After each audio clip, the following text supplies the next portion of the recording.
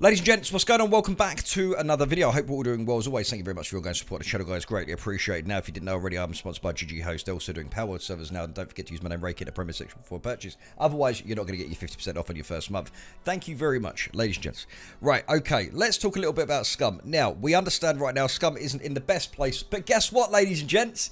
Look what this says. This is every time you open up the game, it says this. Okay, I'm not going to read it out because I don't currently have it. I'm going to add it in post-production. But this is basically what it says. It's still in the early access phase. There are going to be bugs. There are going to be things that are broken in the game. And right now, we are coming to that kind of last hurdle with the game right now. Okay? There's a lot of stuff going on with Jagex and obviously Enquiries, because Jagex is now obviously Enquiries' publisher. And naturally, with publishers, there's going to be a lot of deadlines. There's going to be a lot of different things going on. Business changes. Okay? We all remember where Scum was 5 years ago. And it was literally a very small handful of guys working in a small flat and working on a game. Now look what they've done. They've completely broken into the market of open world survival and bringing in something else that's just, you know, other than just pew pew, which you can put in any game. Look at what Scum have got. They've got the metabolism system, which isn't even finished yet. There's so much more to actually come into this game. There's a ton more. Obviously, with viruses, breaking bones, diseases, all this sort of stuff. This is all the stuff that metabolism system still needs. And obviously, a ton of work for the coding, the programming, and rewriting certain things as well. That Tommy Slav has obviously placed, that he's mentioned onto Twitter and made it very clear, with a few other points that we'll get into shortly. Now, obviously, where Jagex now are sort of taking over the kind of like, hey guys, like Enquiries, we got to get this done by this time. We want deadlines. That's how business works, unfortunately. Now, I know a lot of people were crying and bitching about the DLCs and stuff. And I know there's a lot of people out there like, Ray's just going to like lick the dev's ass. You know, well, I'm still going to turn around and say things like right now, Scum sucks in some ways, but in some other ways, it's still great, but the gameplay loop is still there. So there are a lot of issues currently right now. And I will say to the devs when there are problems, and, you know, and I will say when it's good, because I think that's where the praise needs to be praised, and stuff like that. But as Tommy Sav said, there's a lot of people bitching and moaning about things, but they will get fixed. The game is still early access. Look at DayZ standalone. Didn't have vehicles or base building for 7 years. We're 5 years in, and look at the amount of stuff that this game has compared to something that you literally just run around, shoot people, and bandage yourself in. Pretty much. This was before the mods with DayZ. DayZ is a very different game now. Very good fun.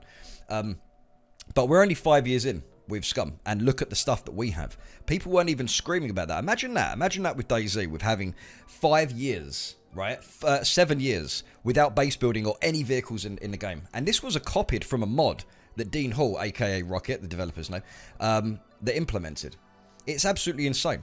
But anyway, going back to Scum as well, they're working on the quests and stuff. Quests, AI, NPCs, all this good stuff. They already said that this was going to be the 1.0 stuff. This is the Gucci stuff that we've been waiting for a long time. It's going to change up the gameplay loop.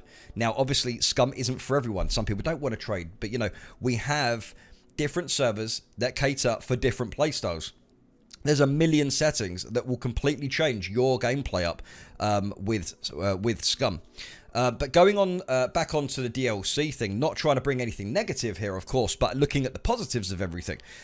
You know, I am more than happy personally with the money that I earn, that I make. Obviously, people don't have the right to tell people how to spend their money. Of course not.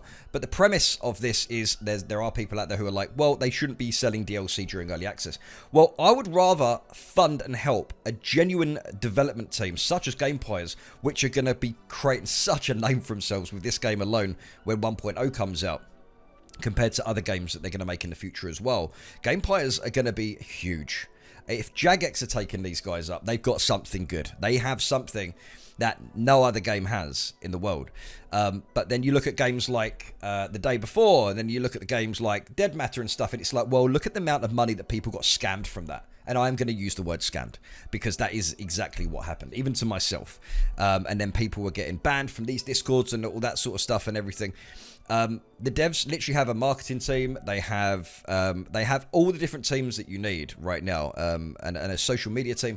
So you have any issues, then you can go onto the website. You can go onto the Scum Steam forums and basically like tell everyone about, you know, your issues with the game and stuff, and go from there. And they're happy to reply and give feedback as well. It's not just necessarily redundant replies and stuff. It's like they got 300 people saying the same thing. That is obviously an issue. But I still think there is so much more that we could do to help support this game. Not just DLCs, but I am more than happy to do that. In terms of obviously, monetizing in certain ways. But we do that. We buy the service packs. We buy the DLCs for the game. There's a couple of things that I would really, really want to see put in this game, like ground spawns rather than Halo spawns, parachutes and stuff like that. I would love to see ground spawns. I would love to see sector spawn completely gone. I would love to see bed spawns completely eradicated unless you have a flag area.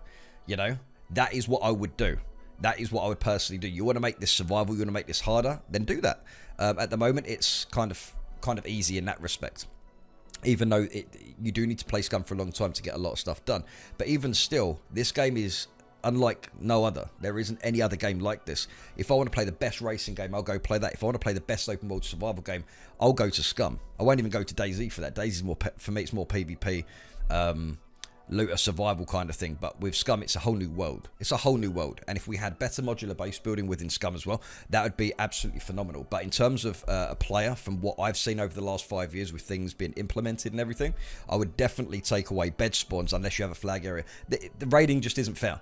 Raiding just doesn't come across as fair if you can just go and plant all of your beds around a base that you're about to raid, and then you just spawn back to the bed every time. It's kind of dumb, and I'm going to say that it's bullshit in that respect.